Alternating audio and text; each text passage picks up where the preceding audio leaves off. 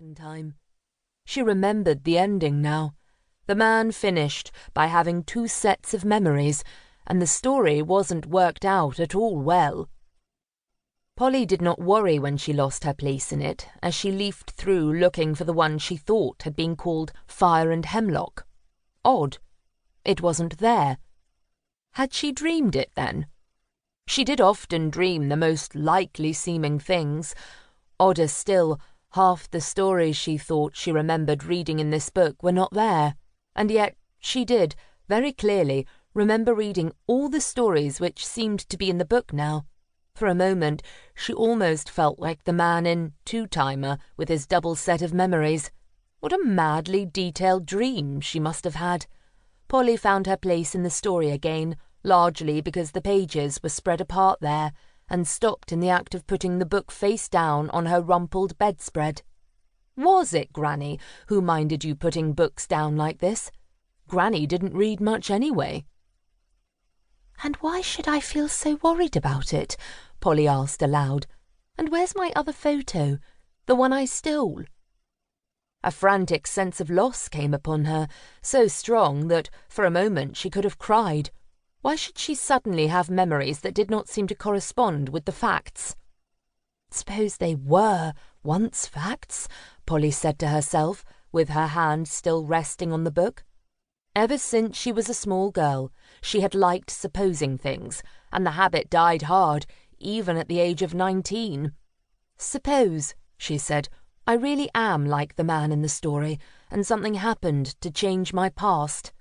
It was intended simply as a soothing daydream, to bury the strange, pointless worry that seemed to be growing in her, but suddenly, out of it, leaped a white flash of conviction. It was just like the way those 4 or more figures used to leap into being behind the fire in that photograph. Polly glanced up at it, almost expecting to see them again. There were only men-shaped clumps of hedge. The flash of conviction had gone too, but it left Polly with a dreary, nagging suspicion in its place that something had been different in the past, and if it had, it was because of something dreadful she had done herself. But there seemed no way to discover what was different. Polly's past seemed a smooth string of normal, half-forgotten things: school and home, happiness and miseries, fun and friends, and, for some reason, a memory of eating toasted buns for tea, dripping butter. Apart from this odd memory about the book, there seemed no foothold for anything unusual. "If nothing happened, then there's nothing to remember," she told herself, trying to sound philosophical. "Of course there's nowhere to start." For some reason that appalled her. She crouched with her hand growing damp on the book, forgetting her grimy shoes tangling in the bedspread and the suitcases open on the floor, staring into her appallingly normal memories: a Cotswold town, London, a shopping precinct somewhere, a horse. "That's absurd. I don't know any horses," she said. "It's no good. I'll have to go back to the time before it all started, or didn't start, and get in from that end." That was when she was... how old? 10? What was she doing then? What friends had she? Friends. That did it. From 9 years ago came swimming the shape of Polly's once dear friend Nina. Fat, silly Nina. Granny used to call Nina a ripe banana, and Polly was so attached to Nina that Granny had agreed to have Nina along with Polly, that first time Polly came to stay with Granny.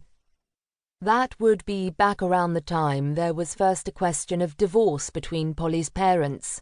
Back, too, to when Polly's favourite reading was a fat book called Heroes that had once been Granny's. At that, Polly raised her head. "The funeral," she said. 2. Oh, I forbid you, maidens all, that wear gold in your hair, to come or go by Carter-Hall, for young Tam Lin is there. Tam Lin. To keep listening to this audiobook, I've left you a link in the description so you can do it, at no cost thanks to Audible's 30-day free trial.